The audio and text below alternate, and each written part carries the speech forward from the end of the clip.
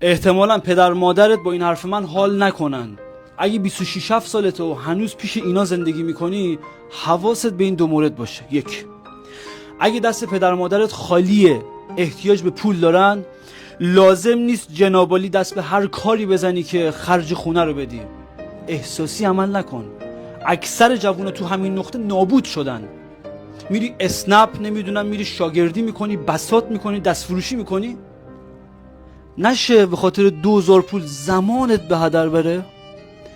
خدا روزی رسونه. دو، تا میتونی به پدر مادرت احترام بذار، ولی به حرفشون گوش نده. چون خیلی دوستمون دارن، اجازه خطر کردن به ما نمیدن. در نهایت ما رو میبرن سمت یه شغل آبرومند، بیمه داشته باشه، حقوق ثابت داشته باشه، امنیت داشته باشه، چون دوستمون دارن.